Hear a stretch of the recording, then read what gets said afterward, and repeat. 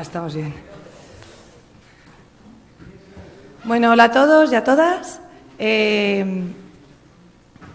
Vamos a hacer una presentación. Uy. Hola. Nada, al contrario.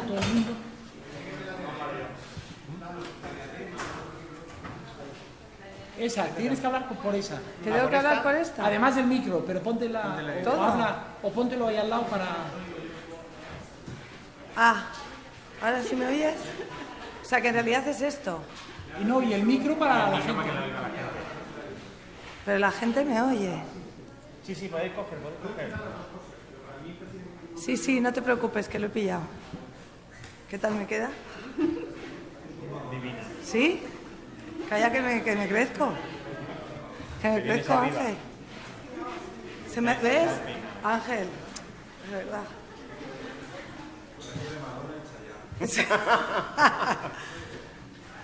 ¿Qué tal?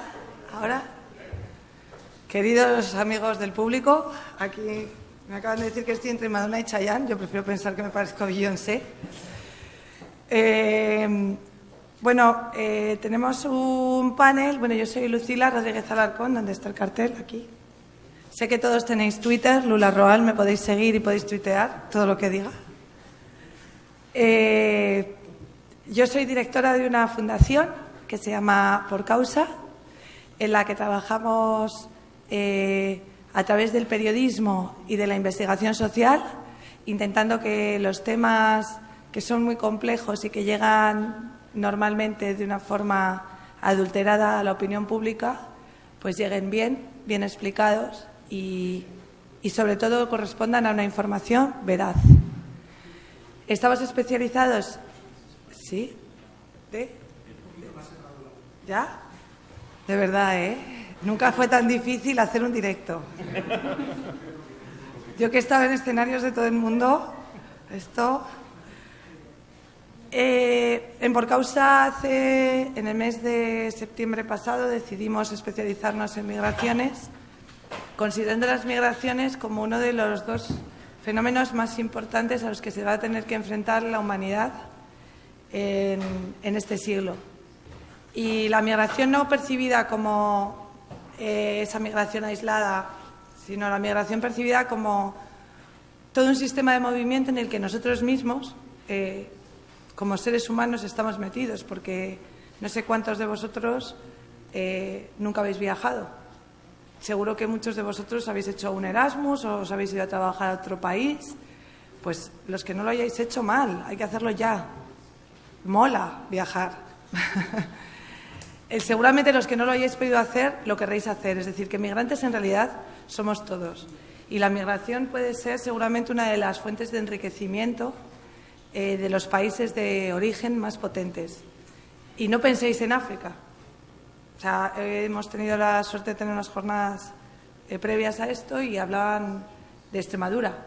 Los extremeños se fueron, volvieron, y esos extremeños que a lo mejor se movieron dentro de la propia España fueron migrantes en su propio país, generaron riqueza para la región. Es decir, que no visualicemos a la migración.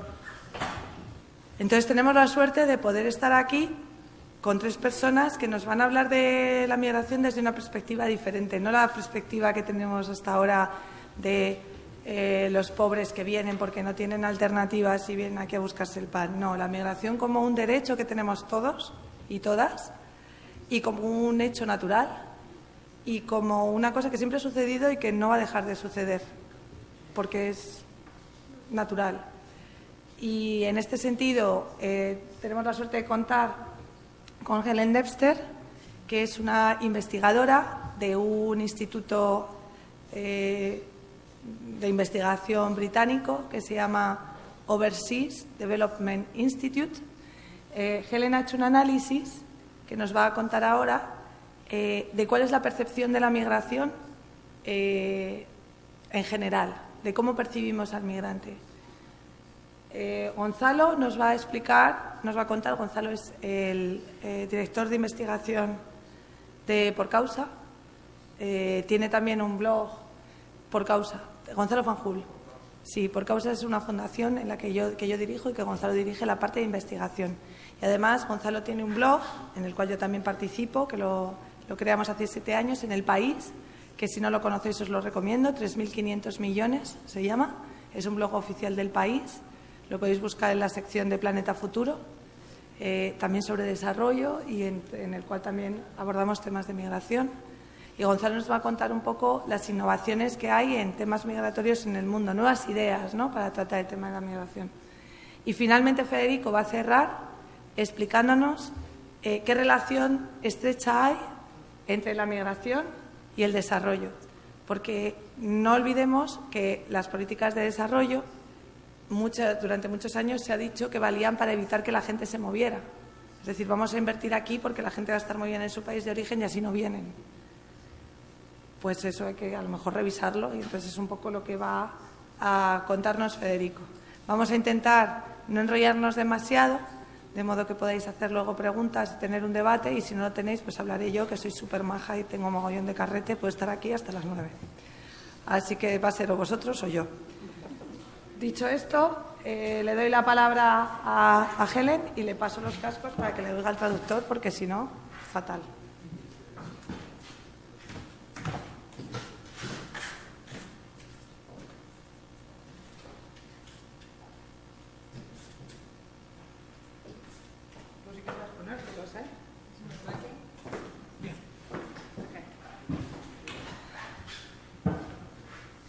Good afternoon. Sorry I'm not speaking in Spanish, but hopefully the translation works fine. So, I'm going to be telling you about a study that I wrote last month with an organisation called Chatham House in London, which was looking at how people perceive refugees and migrants, what drives those perceptions, and how we can then engage with those perceptions. So, this is what we did. Basically, over 3 months, we reviewed over 160 research studies. We interviewed over 20 people.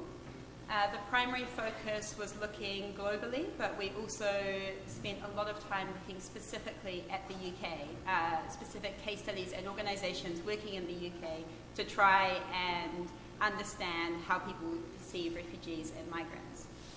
So our primary research question is up there, but essentially we want to know what existing research tells us about public attitudes towards refugees and migrants, their drivers, and how to effectively engage with them.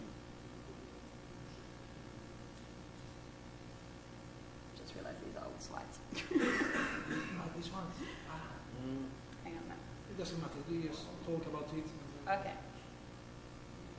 So, firstly, in our paper we looked at 2 main studies. So the first one is data.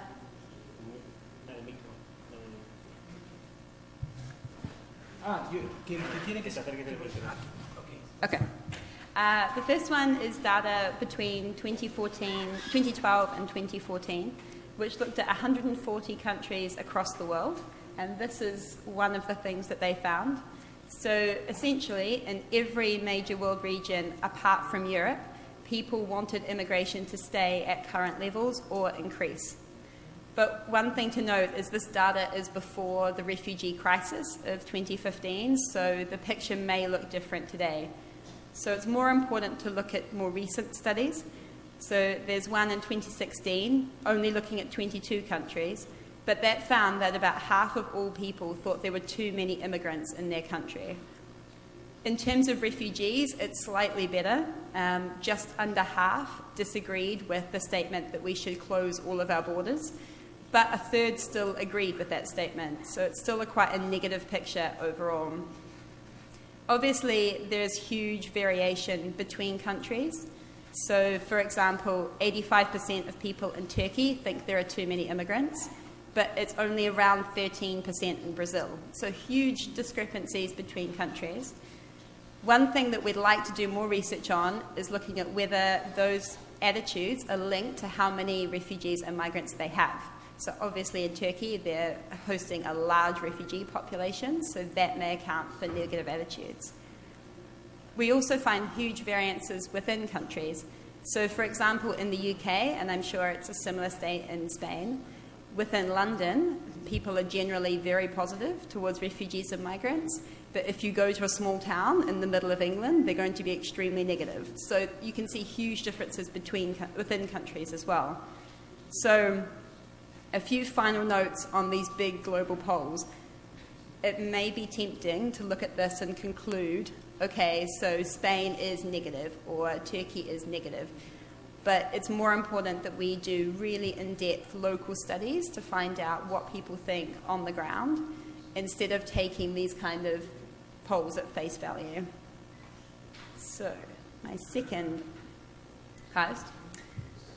So, the characteristics of whoever the person is matters. So, firstly, people are far more positive towards refugees than they are towards migrants. So there's been a lot of studies recently about what people think about refugees, and even though some people might be worried about the number of them and about the fact that there may be threats to security, terrorism, that kind of thing, people are still very happy to bring in refugees. Secondly, as can be seen from this graph here, people are far more worried about illegal immigration than they are about legal immigration. And this kind of comes into play with the refugees versus migrants thing again. If someone thinks that a refugee has come in legally through the proper channels, got a good visa, then they're generally fine. But if they've come in illegally, if they've got on a boat and come over here and just tried to claim asylum, then people will be less favourable. Thirdly, this may be slightly obvious, but people prefer migrants who can economically contribute. So people who have high skills, are highly educated. There's much less support for people that have low skills and for family reunion cases, bringing their family members over. And finally, again, this might be very obvious, but there is a clear ranking of sort of acceptable people. So in the UK especially, if a migrant is not white, then we expect far more from them in terms of contributions. Across all of Europe, Muslims fare extremely badly. They're at the bottom of every ranking. For example, a recent study last year showed that across 10 European countries, over 50% of people wanted all immigration from Muslim countries to be banned. So it's a really serious problem across Europe. Thirdly, demographics matter. So this is who the person is that's answering the poll. So again, obviously, most studies show that the younger a person is, the more liberal they are, and the more educated they are, the more likely they are to be welcoming towards refugees and migrants. One thing that I found particularly interesting in this study is that people don't get less tolerant as they get older. So you would think that the older generations are less tolerant, and currently they are. But as younger people get older, they're not going to change their minds on what they think about refugees and migrants. So there is a little bit of hope there. But I want to talk about a quick move here, which has only been done in the last 6 months. Hasn't been done for Spain yet, but it would be very interesting. They've done it for UK, Germany, and Hungary so far. And what they've done is tried to group the population. So instead of worrying about saying that a younger person is going to be more tolerant and an older person isn't, they're trying to group the population into groups. So this is one of the ones for the UK. And essentially in the UK, there's 6 groups. 2 are very pro, 2 are very against, and we don't worry about them. But there's 2 groups in the middle, which is about 50% of the population, which we call the anxious middle. And essentially, they split into 2 groups. One of them is worried about economic concerns, so that's the migrant is stealing my job thing. And the other group is worried about social concerns. So these people come over, they don't learn my language, they don't integrate into my community.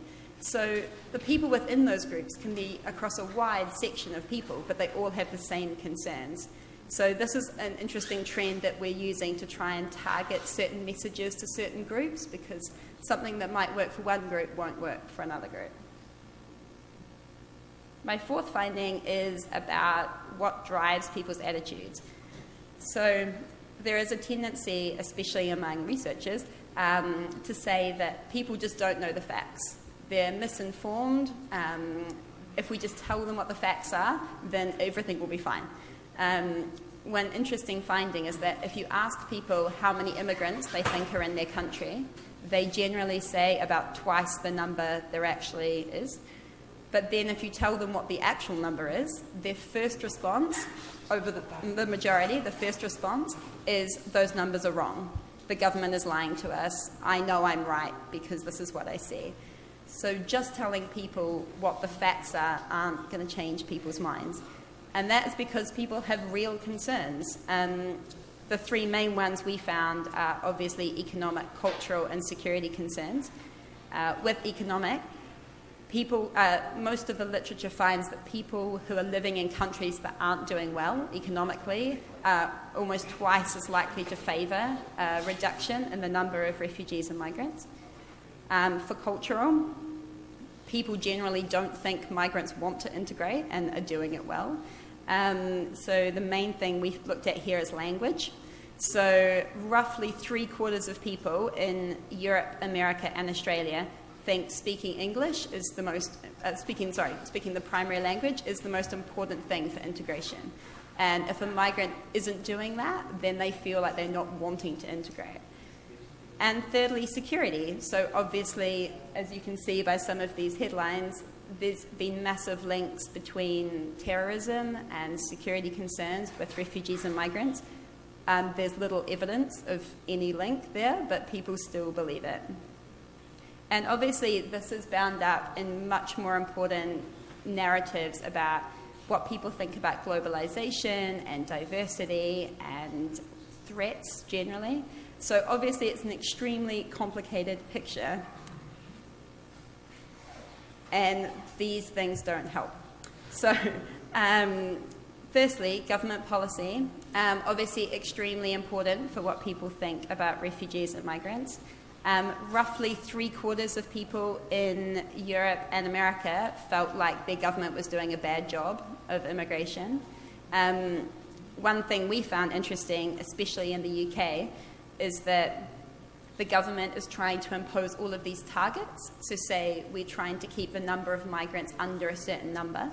They fail to do that because it's an unrealistic policy. And then the public start thinking that immigration is then out of control because it's not under a certain number. So it's kind of creating this loop, which isn't helping. And politicians, obviously, are important as well. So we see that people are generally more positive if their leaders are positive, like in Canada, and are generally more negative if their leaders are negative, like in Australia. But we found the most important driver is the media. With both policy and politicians, it kind of goes both ways. So say for politicians, they might be saying negative things because they think people are negative, rather than people being negative influencing the politicians. With the media, it's a clear link between negative media stories equals negative attitudes. I mean, a lot of news stories, especially around Europe at the moment, are very negative. They use negative language. It's rare for stories to quote refugees or migrants, tell their proper stories. But we also found that on the other end, the liberal media tend to ignore anything negative to do with migration as well. And they tend to say that all refugees and migrants are good and integration is working and everything is fine, which it clearly isn't. And that's not helping either. So we're seeing this clear discourse on both sides and no one is trying to meet in the middle. So finally, which may be the most interesting thing, civil society can help. So we found sort of three main ways. Firstly, by encouraging contact between refugees, migrants, and host communities. Now, it's important that this contact is in locations like schools and churches and community halls, places where people regularly meet and chat. It's not a forced thing, it's a natural, normal thing for people to speak together. Secondly, by helping migrants speak up, so getting their voices into the media, encouraging them to tell their own stories, encouraging them to talk to other people. And finally, by using good and targeted messaging. So my last UK example, I promise, is that in London, using the language of diversity works really well. You say, oh, we love different people. They have different languages and different foods and different cultures, and that's great, and people really like that message. If you take that message to a tiny city in England, they hate it. It makes them more negative. In fact, what works there is using the we have more in common message. So talking about, oh, you celebrate this holiday, so does this migrant from Bangladesh. Trying to work out what ties people together, and that has more of an influence. So, just to conclude, here are 5 implications of this study. So firstly, we need to understand what people actually think, what their emotions are, what their values are, and how they interrelate with refugees and migrants.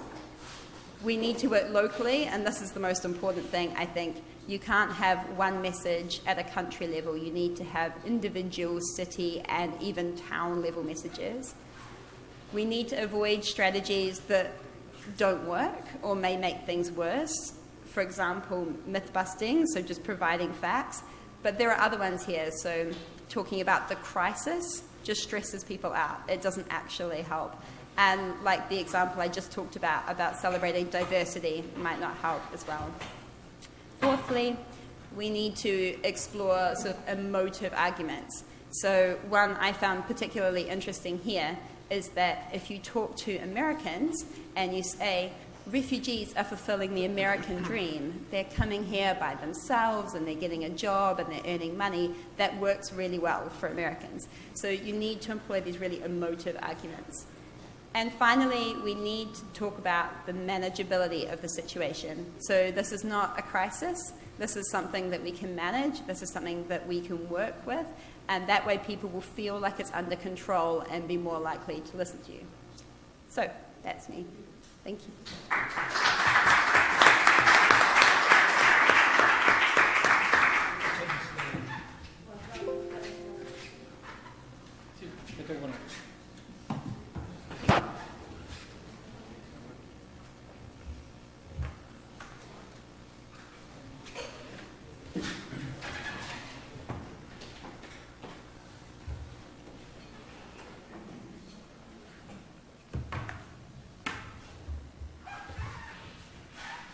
Muy bien, pues muy buenas tardes. Está bien esto, ¿no? Está, gracias. En realidad lo tengo puesto de un modo que probablemente me provoque un pasmo en cualquier momento que me está afectando el occipital. Bueno, es igual, ya si me desmayo repentinamente, ya. Muy bien, pues Helen ha hecho, yo creo que una introducción realmente interesante del contexto en el que se produce el debate sobre las migraciones, ¿no? Con sobre todo algunos ejemplos. En realidad, cuando uno mira, por ejemplo, la lista de portadas del Daily Mail que ha puesto, se te ponen los pelos de punta realmente. Te das cuenta de que el debate en lugares como el Reino Unido es mucho más bronco y más duro del que tenemos en países como España, en donde, aunque existe también, si uno mira los datos, una percepción negativa de la inmigración, en la práctica uno no lo ve en el día a día, y no hay movimientos xenófobos, por ejemplo, representados en partidos relevantes en el Parlamento, o no hay una contestación de la sociedad, incluso en una situación de crisis como la que hemos vivido durante estos años, ¿no?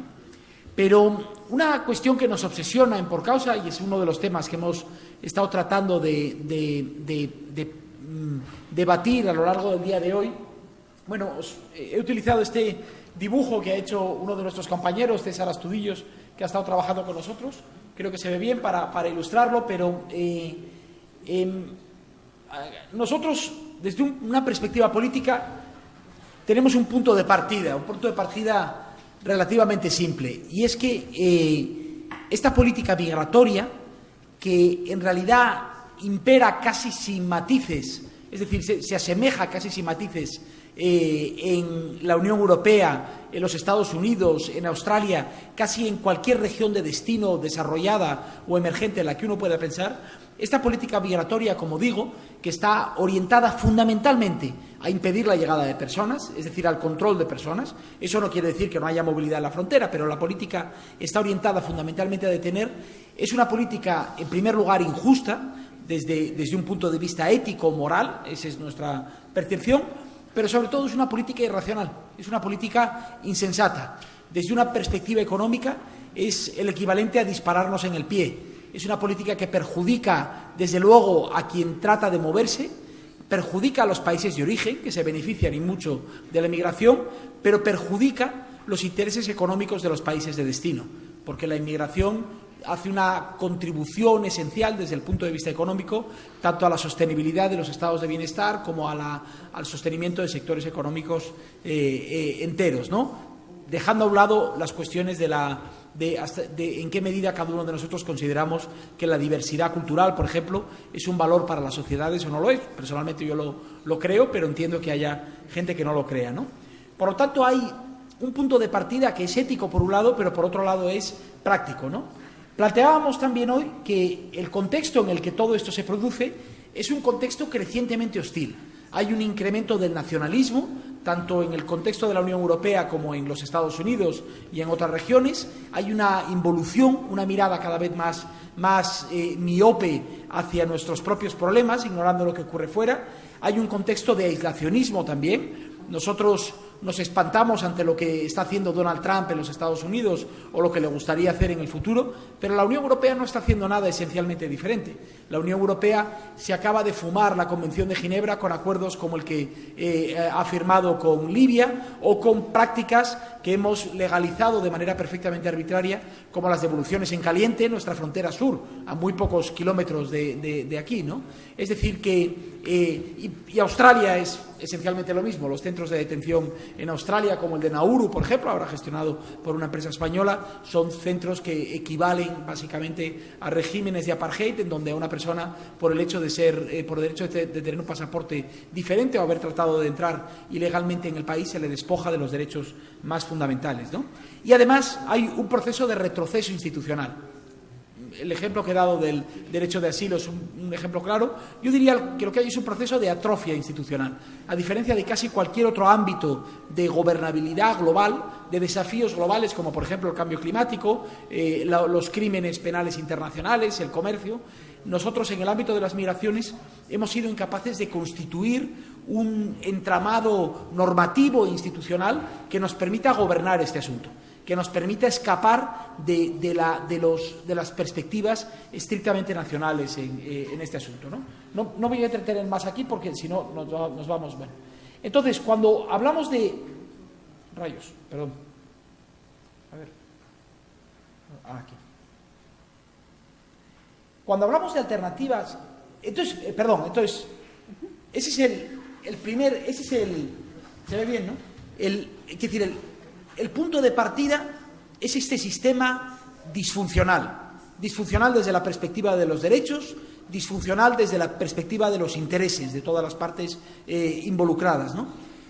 Y sin embargo, para nosotros, hacer ese diagnóstico de todos los problemas que contiene el sistema nos parece que se queda corto, que eso es básicamente en lo que estamos metidos todos.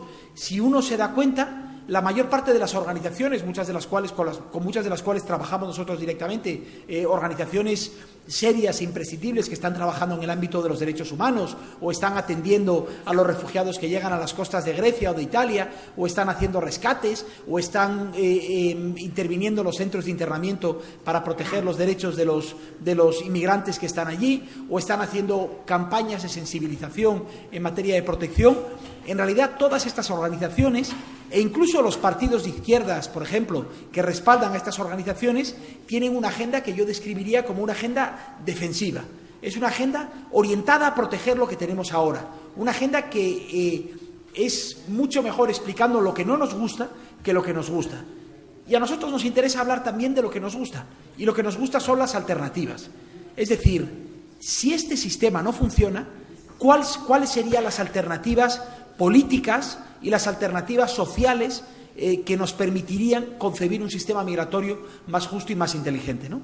Y en ese sentido, nosotros hoy, por ejemplo, hemos hablado en la jornada de hoy, y quizás luego Fede va a desarrollar un poco más este asunto, está muy ligado a lo que ha dicho Helen, hemos hablado de cómo desarrollar narrativas públicas diferentes sobre la inmigración. En realidad, si uno mira, yo estaba viendo, por ejemplo, las propuestas que Pedro Sánchez hace a la ponencia política del Partido Socialista, las enmiendas, y la inmigración aparece dentro de una frase en donde está mencionado el cambio climático, el terrorismo internacional, en fin, las pandemias, el herpes genital y las migraciones. Es decir, que la sucesión de las migraciones como problema esencialmente. Y ese es el cambio narrativo que hay que hacer en este sentido, ¿no? No voy a entrar en eso, luego quizás tengamos oportunidad de hablar un poco. A mí me gustaría muy brevemente hablar de la otra parte, de la alternativa política, ¿no? ¿De qué hemos estado hablando hoy y por qué nos interesa? Nosotros pensamos que un debate que está tan sumamente controlado por los gobiernos nacionales es un debate que está sujeto a la radiactividad política. Es decir, en un debate en el que es muy difícil que un gobierno se salga un poco del marco de la foto, que vaya a decir algo que sea un poco diferente de lo que están diciendo los demás, que se atreva a decir, por ejemplo, ¿y si intentamos reducir la irregularidad, es decir, el número de inmigrantes que entran de manera irregular en nuestro país, ampliando las vías seguras para llegar, es decir, abriendo algo más el sistema de llegada y creando incentivos para que la gente no solo venga de manera legal, sino que además pueda retornar a sus países e intentarlo después en el futuro? 89 de las 92 reformas legislativas que tuvieron lugar en la Unión Europea entre los años 89 y en los años 2010 aproximadamente, 89 de las 92 reformas iban orientadas a hacer el sistema más restrictivo, cada vez más condiciones, cada vez más visados, cada vez. Yo ahora, por ejemplo, estoy en el proceso de contratar a una compañera argentina para un proyecto en el que estamos trabajando y es un infierno absoluto. Es una carrera de obstáculos de todo tipo. Hay que demostrar prácticamente que no hay nadie en toda la Unión Europea que pueda hacer ese trabajo, tiene que solicitar el empleo en destino, tiene que pasar, en fin, no les aburro, si alguno ha pasado por esa experiencia me comprenderá, ¿no? Por lo tanto, nosotros queremos salir de la radioactividad que rodea a los gobiernos nacionales y escuchar a otros actores que tienen mucho que decir en este debate. Nos interesan lo que tienen que decir los empleadores, las empresas, por ejemplo, no solo empleadores en el sector de la agricultura y otros que contratan trabajo temporal, sino empresas que dependen de la movilidad del talento, multinacionales por un lado, pero por ejemplo organizaciones científicas que dependen de la capacidad de traer talento externo o de que nuestro propio talento pueda moverse a otros países, ¿no? Nos interesa saber qué piensa la sociedad civil. Nos interesa, por ejemplo, cómo en Canadá las familias y los individuos y las organizaciones se han convertido en cómplices del gobierno para tratar de traer a más refugiados. Ya sé que el sistema canadiense tiene sus defectos, pero tratar de traer a más refugiados y tratar de que las instituciones no tengan toda la responsabilidad en este asunto, ¿no? Pero sobre todo nos interesa lo que pueden hacer los actores locales. Nos interesa la responsabilidad de comunidades autónomas y ayuntamientos, en el caso español, porque es ese espacio local el que en realidad va a lidiar con todos los riesgos y todas las oportunidades asociadas a la inmigración, al empleo, a la garantía de los servicios, a las políticas de integración y de inclusión dentro de nuestras propias sociedades, ¿no? Por eso lo que vaya a decir después Federico nos interesa mucho, ¿no? Hemos mirado ejemplos que nos inspiran, ya termino con esto, y hay tres, por ejemplo, que os menciono brevemente. El caso de Nueva Zelanda, de donde viene Helen, es un caso interesante en donde ha crecido la inmigración temporal en los últimos años de manera ordenada y donde se está ofreciendo cada vez más oportunidades. Prácticamente se ha doblado en un periodo de 6 años hasta llegar a los cerca de 200.000 personas que llegan cada año a trabajar a Nueva Zelanda de forma temporal. Son estudiantes que lo compatibilizan con el trabajo, trabajadores agrícolas, trabajadores de alta cualificación que vienen durante un tiempo, por ejemplo, como científicos durante una. Canadá lanza un mensaje simple a la gente que quiere ir. Si tienes la paciencia, vas a tener una oportunidad. Nuestro sistema es un sistema abierto, pero es un sistema ordenado, ¿no? Pero es un sistema de mutua responsabilidad, porque el día en que Canadá decida cerrar unilateralmente la llave, se puede encontrar con los mismos problemas que se encuentra Australia, que la gente trata de llegar irregularmente, ¿no? Aunque por razones geográficas, lógicamente, Nueva Zelanda y Australia son casos particulares, ¿no? Hemos hablado también del caso de Canadá, que os mencionaba ahora, de los mecanismos de acogida privados, pero hemos hablado de un tercer ejemplo, y termino con esto, que a mí me parece particularmente inspirador. Uno de los socios que tenemos en este proyecto que estamos haciendo con el Overseas Development Institute es un centro de desarrollo en Washington que se llama el Center for Global Development. Este centro tiene a dos investigadores, Michael Clemens y Hannah Postel, que cuando se produjo el terremoto en Haití en el año 2010, se dirigieron al gobierno americano con una idea absolutamente revolucionaria. Le dijeron: ¿y si ustedes, además de destinar ayuda de emergencia, además de reconstruir casas en Haití, además de reconstruir los servicios básicos de atención en salud o en educación, además de hacer todo eso, ¿por qué no permite que un grupo pequeño de haitianos, ellos calcularon un grupo de 2.000 personas, venga a trabajar temporalmente a los Estados Unidos? Que el trabajo temporal que nosotros necesitamos sea un mecanismo para que ellos puedan generar recursos en un momento en el que el país no tenía infraestructura económica de ningún tipo, no podía generar empleo, es decir, estaban básicamente atados dependiendo de la asistencia internacional, ¿no? Este es un proceso que llevó mucho tiempo, que se fue diluyendo, pasó por el Congreso, el Senado, hasta que al final el gobierno estadounidense dijo que sí. De los 2.000 se pasó a 14, no son muchos, pero eran a 14. 1.000 no, 14. Pero, un momento, 14 en términos cuantitativos es ridículo, pero el ejemplo fue enormemente relevante porque ¿qué es lo que pudieron probar estos investigadores con la iniciativa? Cada una de esas 14 personas, en un periodo de entre 1 y 2 meses, habían logrado generar tantos recursos como todas sus familias en origen a lo largo de todo un año. Es decir, que es un mecanismo muy rápido para generar recursos que en origen no hubiesen tenido. El 85% de todo lo que generaron lo devolvieron en forma de remesas a sus hogares en origen, hogares que habían sido seleccionados porque eran algunos de los hogares más castigados por el terremoto de Haití. Pero lo tercero, que es lo que a mí más me llamó la atención, esta gente no solo creó $3.000 per cápita para cada uno de sus hogares en Haití, sino que generaron $4.000 per cápita trabajando tan solo 1 o 2 meses para los Estados Unidos, para la economía norteamericana. Es decir, todos ganaron. Ganó el inmigrante que se movía, ganó el país de origen y ganó el país de destino, ¿no? Y yo me pregunto si en las políticas de desarrollo que ponemos en marcha, cuando queremos hablar de desarrollo y de inmigración, no podríamos tener en cuenta ideas creativas como esta más a menudo, en vez de hablar siempre de lo mismo, en vez de pensar como pensamos muchos, hay que ayudarles a no emigrar. Bueno, a lo mejor lo que hay que ayudarles es a que decidan lo que les dé la gana, básicamente, pero que lo hagan de forma segura. El que quiera moverse, que va a ser una parte, debe poder hacerlo siempre y cuando sea en condiciones seguras y podamos, entre todos, optimizar este sistema. ¿De acuerdo? Bueno, lo dejo ahí, pero estas son algunas de las ideas que hemos discutido hoy. Sí.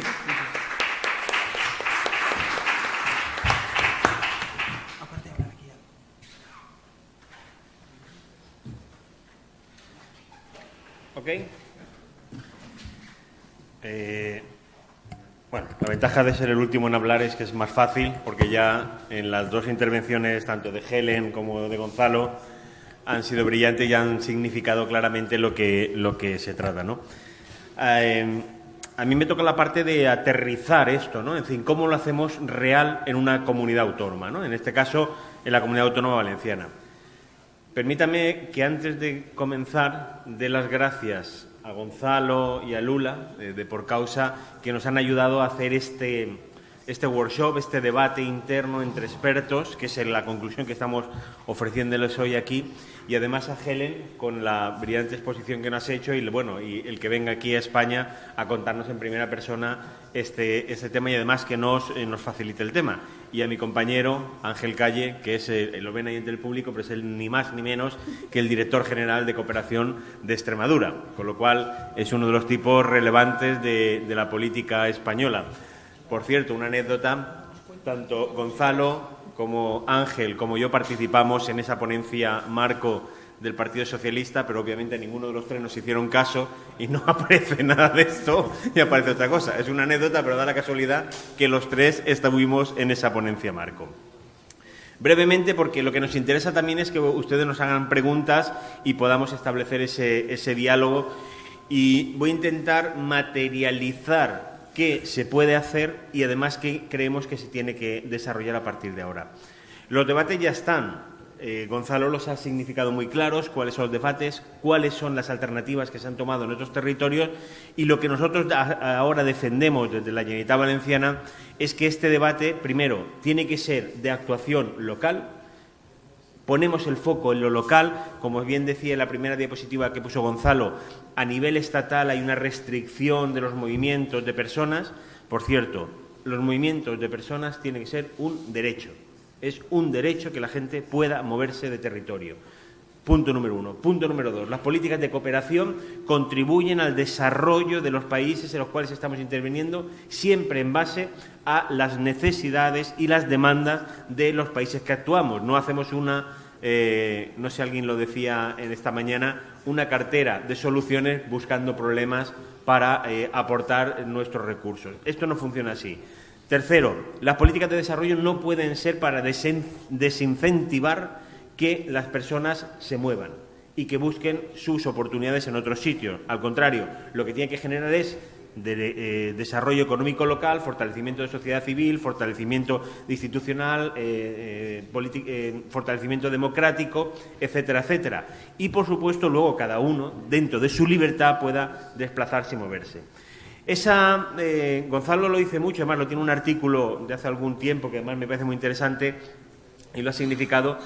El tener una política de restricción de entrada es una idiotez, tener una política de apertura permanente, abierta, sin control, es otra idiotez y al final es, como bien decía, pegarnos tiros en los pies. Solamente cogiendo el dato de Haití, que es uno de los ejemplos que hemos visto esta mañana, es ya significativo. Las políticas de migración es también políticas de desarrollo, porque tienen, primera, una parte de lo, como yo decía, de los derechos de las personas a su movilidad y a buscar trabajo en otros puntos del planeta, y segundo, contribuyen a través del reenvío de remesas a sus países en el fortalecimiento del desarrollo en esa parte. Además de algunas cuestiones que van ligadas no solamente a lo económico, sino también a lo social, a lo cultural y a lo democrático. Hoy poníamos también el ejemplo de cómo en países donde la igualdad de género entre hombres y mujeres no está muy desarrollada, sin embargo, aquellos migrantes que han estado en este país, que han estado en España y han vivido en esa inmersión, a su vuelta a sus países de origen, han servido como prescriptores, como locomotoras o como impulsadores de la igualdad de género en estos ámbitos. Y, sin duda alguna, lo que decíamos del mestizaje cultural y, además, también de la relación que se produce entre distintos mundos y distintas realidades. Aterrizando para ir concluyendo, porque no quisiera alargarme más de lo que me corresponde. ¿Cuál es lo que entendemos que se tiene que producir en este cambio de política de cooperación que estamos impulsando desde la Generalitat Valenciana? Primero, las políticas de cooperación han ido pasando, por hacer en un brochazo cuáles han sido las tres fases. Hemos pasado de una fase asistencialista, donde lo que era darle de comer, etcétera. Hemos pasado a la segunda parte de una política de desarrollo, que era el lema de no le des de comer, enséñale a pescar, y ahora estamos en una tercera fase, que es la que tenemos que hacer ligada a los Objetivos de Desarrollo Sostenible, la gran agenda de Naciones Unidas aprobada por 193 países, 17 objetivos, 169 metas, que es a una política de cooperación para la transformación social, para la transformación económica y para la transformación democrática. En ese modelo de transformación tenemos que entender que la cooperación no puede solo las políticas de cooperación no pueden solo circunscribirse al 0,7% que, como hecho irrenunciable, sin duda alguna es un hecho irrenunciable, no puede quedarse en ese 0,7%. Ángel lo decía esta mañana, tenemos que hablar también del otro 99,3%. Y en ese 99,3% van, políticas que vinculan a las migraciones y a la transferencia de fondos de remesas a los países de los migrantes, y además al fortalecimiento de las relaciones entre los países y además del acompañamiento del fortalecimiento democrático, social y económico de los países en desarrollo. Esto tiene que verse no solamente desde el punto de vista de que es una cooperación basada única y exclusivamente en las ONGs. No, es mucho más allá, que eso. Y en eso es en lo que nosotros estamos trabajando, abriendo el abanico, incluso ligando las políticas de cooperación al desarrollo sostenible, con una ley que ahora mismo tenemos ya en trámite parlamentario, de lo que viene a significar la coherencia de políticas entre lo que hacemos aquí, lo que proponemos aquí y lo que hacemos allí. Con todo este mapa y con esta brocha, con este marco, lo que se trata es de dos cuestiones. Por un lado, la parte externa, que es la que le he contado fundamentalmente, pero también la parte interna. Tenemos que interiorizar y tenemos que tener un mayor protagonismo, y eso es lo que estamos demandando. Lo hemos visto en la crisis de los refugiados de Siria, que son otro tipo de migraciones, porque son migraciones forzosas, donde los ayuntamientos, las comunidades autónomas, frente al Gobierno, en este caso al Gobierno español, hemos ido mucho más allá y hemos tenido más capacidades. Aquí en la Comunidad Valenciana, como en Extremadura, que hemos sido ejemplo en esos dos ámbitos, teníamos todo el proceso de integración y de inclusión, no solamente integración, sino de inclusión de los futuros refugiados. Por desgracia, nosotros creo que tenemos 180 y algo, si no recuerdo mal de cabeza, y en el resto de España no llegan al millar. Por lo tanto, de los 17.000 que nos comprometimos y que se comprometió el Gobierno de España. No podemos ser reactivos, tenemos que ser proactivos. Y la Administración tiene que generar los espacios para que, junto con la sociedad civil, esta vinculación, esta manera de entender que las migraciones es un hecho. Aquí me va a pegar Lula, porque se lo he negado hasta la saciedad. Es un hecho, ¿cómo se dice? Inevitable. Es un hecho inevitable, pero además las migraciones lo que nos va a producir no es solamente un beneficio, y no creo que tenga que verse las migraciones como un beneficio a nosotros, sino como un cumplimiento del derecho internacional y además como un fortalecimiento no solamente de las políticas de integración e inclusión aquí, sino además de cooperación al desarrollo y de transferencia de remesas a los países que hacen los migrantes. Por lo tanto, es un cambio completo del paradigma, es una visión distinta de lo que se estaba haciendo hasta ahora y además es un papel proactivo que las administraciones tenemos que empezar a liderar. Es un proceso complicado, porque no solamente luchamos contra la parte administrativa, jurídica, no tenemos competencias, es decir, esto no es una excusa, pero es una realidad, no tenemos competencias, pero no podemos por ello dejar de hacer cosas. Pero además también luchamos contra el cambio de las inercias en ONGDs, en procesos que históricamente han venido desarrollando la cooperación, que ahora tienen que cambiar hacia un modelo más de transformación, pero además también contamos con ejemplos como el Daily Mirror, que vemos esa parte de destrucción y de criminalización de las migraciones y de los migrantes. Por lo tanto, la tarea no es fácil, pero creo que es necesario, y ahí los compañeros de Por Causa nos van a ayudar en este ámbito y nosotros vamos a ayudarles en ello, a generar una nueva narrativa de lo que realmente supone las migraciones. Porque no es solamente una cuestión de generar un discurso emocional, ni además, sobre todo, generar un discurso de como decía Gonzalo, de 4.000, 3.000 euros o de datos de cuántos migrantes hay en el mundo o cuánta migración tenemos en nuestro país o cuál es la migración que necesitamos. Por lo tanto, tenemos que generar esa nueva narrativa y en la generación de esa nueva narrativa lo que tenemos que es dotarnos de instrumentos para hacer real una política proactiva por el derecho que toda persona tiene a migrar en cualquier parte del mundo. Gracias.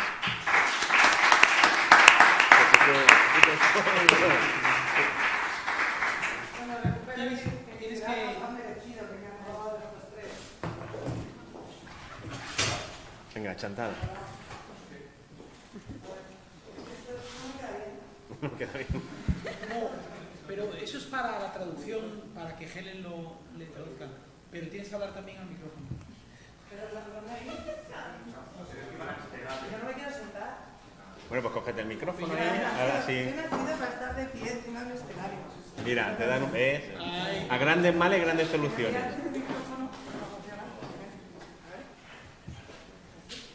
Hola. Mira, este micrófono os va a venir súper bien porque ahora llega el turno de preguntas. Es que me imagino que estáis pero muertos por hacer preguntas. ¿Quién quiere hacer una pregunta? Puntúa.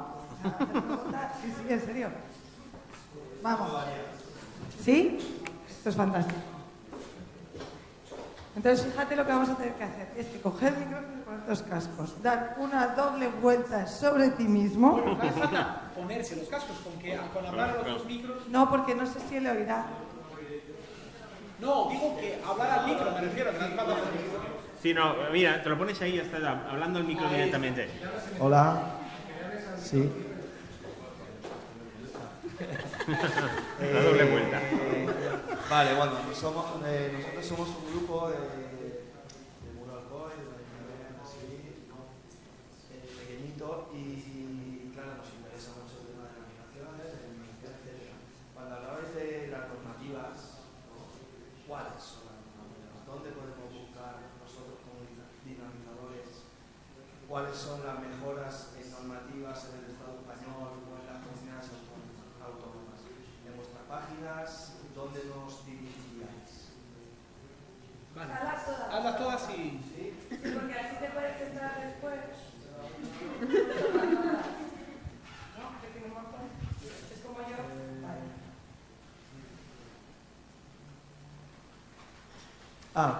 Otra duda que no me queda claro es en cuanto a Canadá, la acogida privada, ¿era privada de la ciudadanía o se refería a empresarial? De la ciudadanía. ¿Era ciudadana? Ciudadanía. Vale, gracias. Y bueno, sí, y hablando de las herramientas proactivas, pues, ¿dónde podemos encontrar esas herramientas? ¿En la web, para trabajarlas? ¿O dónde dirigirnos a formadores que trabajen con nosotros para poder trabajar en centros educativos? Porque eso la educación es basiquísima. Y ya está. Gracias.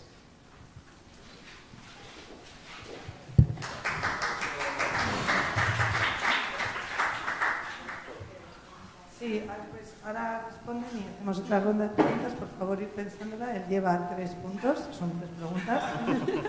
Empieza la cuenta atrás, apenas nos quedan 20 minutos. Contamos con vosotros. ¿Quieres tú primero? Cuéntale esto, Lula. Cuéntaselo tú. Cuéntale para la última, pero ponte este otro micro. Sí. Bueno, Gonzalo me pide que hable yo, lo cual es que no me pienso... Tienes que hablar a ese micro. Ya voy. Sobre la última de tus preguntas sobre las herramientas, te vamos a dar un ejemplo del tipo de cosas que hacemos y que a lo mejor te resultan... Bueno, esto es un ejemplo aislado, la verdad, en el sentido de que nosotros hacemos herramientas de sensibilización diferentes, pero no educativas. Realmente solo tenemos esta. Esto es lo podéis ver en nuestra web, os recomiendo que vayáis. Lo hicimos dentro del marco de los menores extranjeros no acompañados. Mira, podemos ver el vídeo, es muy bonito.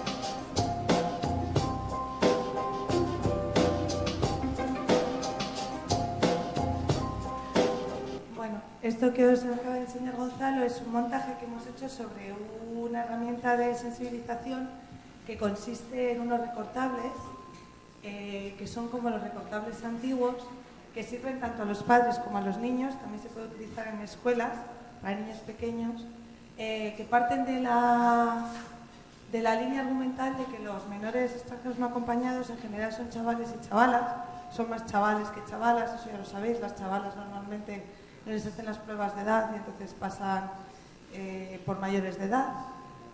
O sea que realmente lo que nos encontramos son chavales que son adolescentes y que te caen muy mal. Porque claro, tú lo que estás viendo es un chaval con un piercing, con una cresta, que se toma unas cervezas, que puede llegar a snifar pegamento o a fumarse un porro. Entonces, te cae mal. Pero es que es lo que hace un chaval, no todos, pero muchos de los chavales españoles lo hacen igual. Teniendo un entorno familiar que les cuida, conociendo el país en el que están y teniendo muchísimas ventajas que un chaval que viene de fuera no tiene.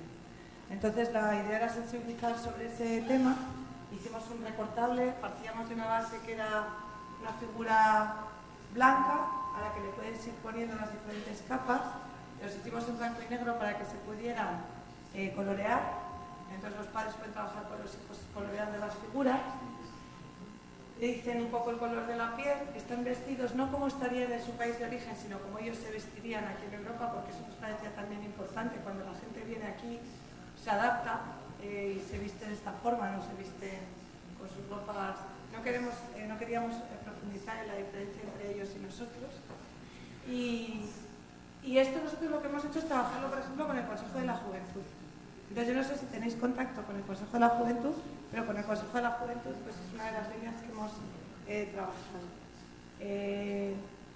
Igualmente, o sea, realmente si este tipo de materiales os interesara, por Dios, pedirnos lo que queráis, los adaptamos, o sea, lo que necesitéis, el vídeo lo podéis usar. De hecho, hemos trabajado con alguna organización de víctimas de trata que tiene un montón de niñas menores, y estamos haciendo los dibujos para las protagonistas que tienen una historia, entonces pues los hemos adaptado. Es decir, esto tiene una enorme cantidad. De verdad, tiene de nosotros otro que por favor. Bueno, con respecto a la cuestión de las normativas, mira, nosotros estamos publicando varias cosas sobre eso, pero yo te recomiendo una página que me resultó muy útil en este sentido. Es una organización que se llama Progestión en Madrid. Es una organización que hace mucho trabajo práctico para apoyar a los inmigrantes en procesos de regularización y tiene muy buena información sobre cuál es la normativa en este momento, ¿no? Con respecto a los cambios de la normativa, puedes seguir algunas páginas web de organizaciones que están haciendo un seguimiento de este asunto. Hay, por ejemplo, una iniciativa interesantísima que se llama Open Migration, que es un proyecto italiano fundado por la Open Society Foundations, por la Fundación Soros. Tiene la página en inglés y en italiano y están siguiendo de cerca las diferentes, o sea, la actualización del debate migratorio. El Overseas Development Institute están publicando cosas realmente interesantes, tanto en blogs como en documentos de análisis. Por ejemplo, te recomiendo el análisis, un papel que publicaron sobre cuánto está invirtiendo la Unión Europea en la política de externalización de fronteras. Llegan a la conclusión de que se trata de más de 17.000 millones de euros invertidos en acuerdos con países terceros para externalizar nuestro control de fronteras, ¿no? Empieza a haber muchas iniciativas diferentes de análisis y de información que nos permiten informarnos sobre estas cuestiones, ¿no? Federico, la pregunta. Sí. Bueno, muy brevemente. Dentro de la página web de Cooperació, o sea, cooperaciovalenciana.gva.es, hemos abierto ahora un espacio que se llama Publicaciones y donde están los materiales que estamos utilizando, no solamente para temas de migraciones, sino temas de derechos humanos, cooperación, etcétera, etcétera. Lo que se trata es que tengáis un repositorio de instrumentos, herramientas, programas, proyectos, etcétera, que pueden servir para la sensibilización. Para nosotros el tema de la sensibilización y la educación, esta mañana lo hemos hablado mucho, es fundamental. Y el motor de cambio que se tiene que producir a través de la educación, tanto la formal como no la formal, como la formación a lo largo de la vida. Dicho esto, para que os hagáis una idea, nosotros invertimos 3 millones de euros solamente en políticas de educación para la ciudadanía global. Por lo tanto, para nosotros es una apuesta muy importante. Lo que queremos es generar a partir de ahí una dinámica distinta de lo que tiene que ser la educación para el desarrollo y la educación de derechos humanos. En este caso, publiqué en Planeta Futuro hace poquito en El País un artículo que se llamaba Educando Ciudadanía 2030, que va a ser la base de nuestro cambio de modelo, donde lo que se trata es de que tengamos una educación humanista para el desarrollo sostenible, donde se incluyan todos estos temas y vayamos al concepto de ciudadanía global. El concepto de ciudadanía global va más allá que una educación en derechos humanos o una educación para el desarrollo sostenible, sino que es una visión de que el territorio, mi territorio, no es mi propiedad, sino que estamos en un mundo donde esa movilidad se tiene que seguir produciendo.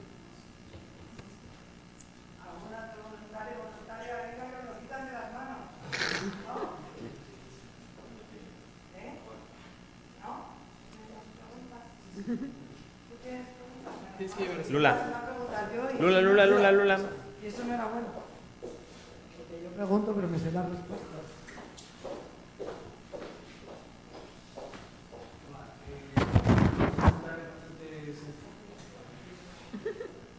La pregunta es bastante sencilla y es un poco en qué medida en vuestra labor investigadora habéis tenido la oportunidad de hacer un correlato entre el papel de los medios de comunicación y la percepción que tiene la población en relación con el fenómeno migratorio. Si digo fenómeno migratorio, os abrir un poco el abanico más allá de las personas refugiadas, donde en este caso en el Estado español también una importante red ciudadana se puso en funcionamiento para decirle a ayuntamientos y gobiernos que tenían las puertas abiertas y que estaban en disposición de colaborar. Ese movimiento fue importante, pero mi pregunta es, ¿existen datos? ¿Habéis trabajado alrededor de este aspecto? A mí me parece esencial que las personas que dedicamos a la educación para la educación o la educación de valores no terminamos de manejar. Yo creo que puede responder Helen. Sure. Y luego quizás tú, Gonzalo. Sí. Yo creo que los tres, ¿no? Sí. That's fine. Prácticamente ya esta es la última pregunta y nos vamos, porque... Oh, this thing is so annoying. Okay. Yeah. Thank you for your question. In answer, I haven't, but people have. There is a lot of information about the role of different types of media. So, especially, there's a lot of information about newspapers, print newspapers especially. The problem is it's hard to know whether people read newspapers that confirm what they already think, or if people can actually have their mind changed by newspapers. So, for instance, I don't know how similar it is here, but in the UK you have some newspapers that are very liberal and very left-wing, and if you're liberal and left-wing, you read those newspapers. And if some newspapers are very right-wing and you read those newspapers, it's hard to know if you start putting more positive stories in right-wing newspapers, whether that would change people's minds. The sort of next phase of research is looking at social media, because obviously that is the majority of ways that people consume news these days. I think it's about 3/4 of people now consume news via social media. There's a lot less research done on that, obviously. In the last few years, there have been a bit looking at Facebook and Twitter, but again, it's the same thing as newspapers. Actually, it's even worse. You only talk to the people that believe what you already believe, and you just keep telling each other the same thing. So there is research on this, is not very much. What we can do about it. One of the things I said in my presentation, which we're trying to do at the moment, is get migrant voices into right-wing newspapers. So if right-wing newspapers are doing stories about migrants, one, we try and make sure they're using the right terminology, so they're not calling a migrant a refugee or a refugee an asylum seeker. And secondly, we try and get them to interview refugees and migrants in stories about refugees and migrants as much as possible, because we think that even getting those stories across to people that read these newspapers may help. So I can definitely send you some links about some of that research, but it's very interesting, but it's very new, especially with the social media work. Déjame eso. En el caso de España, España no tiene nada parecido al Daily Mail, a lo que hemos mostrado ahí. Ni siquiera los medios, digamos, más conservadores tienen una posición tan agresiva contra la inmigración, ¿no? Yo diría que en España tenemos dos tipos de problemas. Hay medios, algunos, que lo que hacen es justificar y reforzar la posición del gobierno, sobre todo cuando los gobiernos son duros. Yo recuerdo perfectamente una portada del ABC en donde se decía la valla de Melilla está obsoleta y en donde se justificaba, digamos, todo el esfuerzo en inversión en la valla y se retroalimentaba, digamos, en ese sentido la posición del gobierno, sin entrar en muchos más matices. Pero para mí el problema principal es otro. El problema principal es la mediocridad de la información sobre las cuestiones que tienen que ver con inmigración. Es muy difícil encontrar información de calidad en los medios de comunicación convencionales. Es muy difícil que profundicen, que uno vea historias que vayan más allá de la mera reacción a una noticia. Es habitual leer siempre lo mismo, siempre los mismos enfoques, siempre el mismo tipo de asuntos repetidos casi. Y esa es en realidad la razón de ser de una organización como la nuestra. Nosotros nacimos para tratar de influir el debate público elevándolo, es decir, tratar de ofrecer información periodística sobre la base de investigación estando centrados, digamos, en un solo asunto, porque tenemos esa posibilidad de centrarnos en un solo asunto. Yo diría que la mayor parte de los medios, para un periodista, para un medio ahora que tenga incluso interés en esto, es francamente complicado poner a un periodista a trabajar, no digo ya un mes, 2 semanas solo en una historia, porque tienen que estar en 50 frentes al mismo tiempo, sin recursos, sin posibilidad de viajar, sin posibilidad de investigar los temas. Para mí ese es el problema fundamental. Afortunadamente, los medios convencionales cada vez son solo una parte de la información. No estoy hablando solo de redes sociales, sino que empiezan a aparecer proyectos e iniciativas de información. No, quiero decir, bueno, os recomiendo por causa, lógicamente, pero os animo a que veáis, por ejemplo, una revista que se llama 5W. 5W es una revista de cuestiones internacionales. Es uno de los pocos espacios en España donde se puede leer sobre África con criterio, con donde uno puede profundizar en asuntos y en donde uno encuentra información sobre esos temas, ¿no? Así que yo diría que es casi responsabilidad de nosotros como lectores hacernos con un panel de fuentes de información más diversas, que son gratuitas en la mayor parte de los casos, que exigen una contribución. Yo os animo a hacer eso. Si os gusta lo que leéis, apoyadlo, aunque sea con poco dinero. Los medios ahora van a buscar la independencia en lectores como vosotros o en la filantropía, mucho más que en el negocio tradicional de la venta de un periódico. Así que os animo a que lo apoyéis, porque realmente merecen que su esfuerzo sea compensado por los lectores o por las organizaciones que creen que la mala calidad del debate público es casi el pecado original de algunos de los problemas que estamos analizando, ¿no? Bueno, en principio no iba a hablar, pero no me resisto. Ligado a lo que decía Gonzalo y lo que estaba comentando Helen, es verdad que nosotros en España no tenemos esos diarios criminales como el Daily Mirror, pero sí que es cierto que ha habido una banalización de la información en los medios de comunicación y además ha habido una pérdida de músculo en los medios de comunicación. Os cuento una anécdota. El sábado vine de Palestina. En Palestina hay un enviado especial de Televisión Española, que no tiene cámara. Porque si hubiera cámara, tiene que tener 3 cámaras distintos. Tiene que tener un cámara palestino, un cámara israelí y un cámara si se mueve para otro oriente, es decir, Oriente Medio, Oriente Medio. Por lo tanto, no tiene cámara. Claro, eso repercute en que no nos llega información de lo que está pasando hoy en Palestina y, por lo tanto, el debate tenemos que ir a buscarlo, o la información tenemos que ir a buscarlo a través de otros medios. Por Causa es un buen ejemplo, 5W es otro gran ejemplo. Claro, los medios de comunicación tienen 2 partes. Por un lado, la destrucción de información, ejemplo Daily Mirror, y la segunda, el no dar la información tal cual se está produciendo real. Y además, en esta necesidad de generar ese nuevo relato que estamos hablando y que con Lula os ha comentado en el trabajo que estamos realizando. nuestra visión desde la Comunidad Valenciana es trabajar junto con los medios de comunicación, sabiendo cuál es la realidad. Vamos a firmar dentro de poco un convenio con la Unión de Periodistas para ayudarles a entender lo que es el tema de cooperación, para ayudarles a entender ciertos temas, incluso para darles esa formación en estos ámbitos.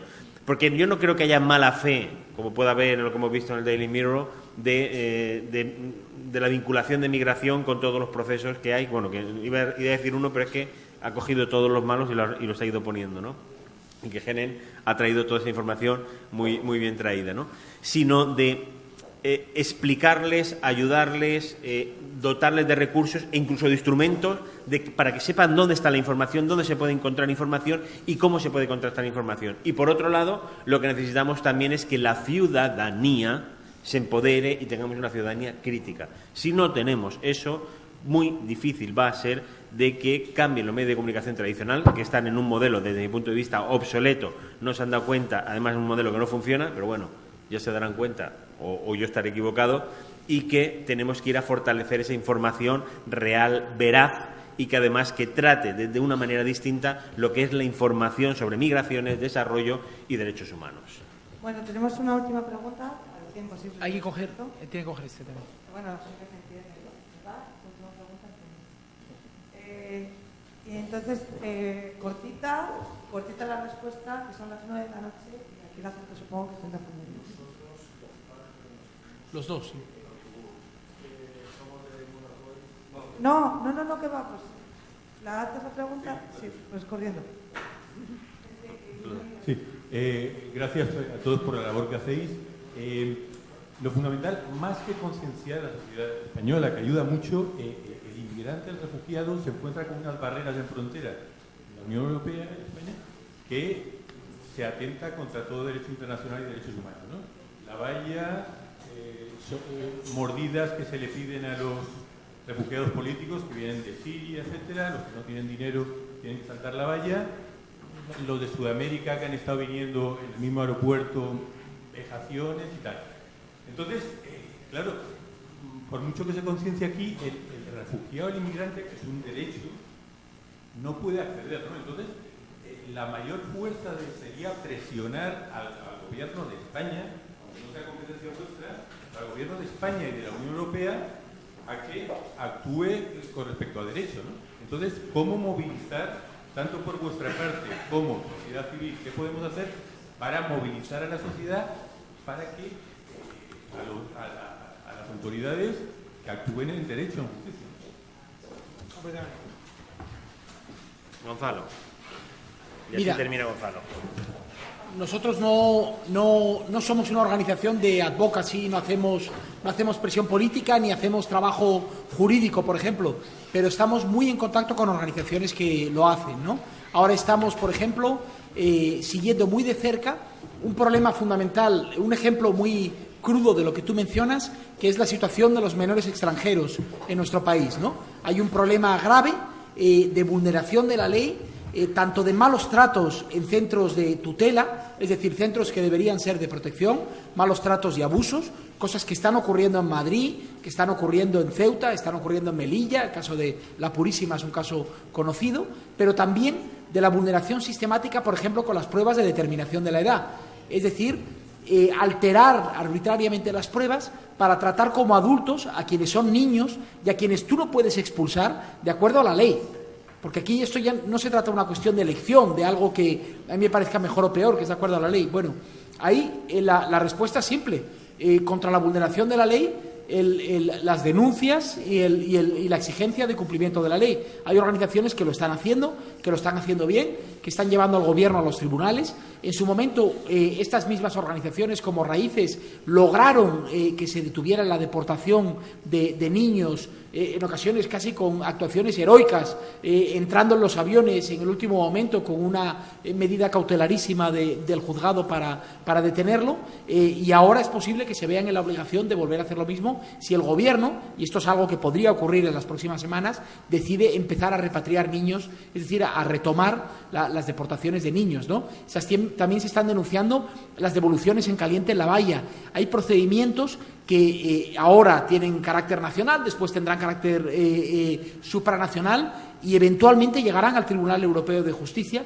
Espero que para demostrar que, por ejemplo, la consideración que Europa hace de países seguros de retorno, no ya el caso de Turquía solo, el caso de Níger, el caso de Mali, el caso de Libia, que es absolutamente aberrante y los italianos están tratando de escapar de su desesperación firmando un acuerdo de repatriación con un Estado que a todos los efectos es un Estado fallido. Todo eso eventualmente llegará a los tribunales.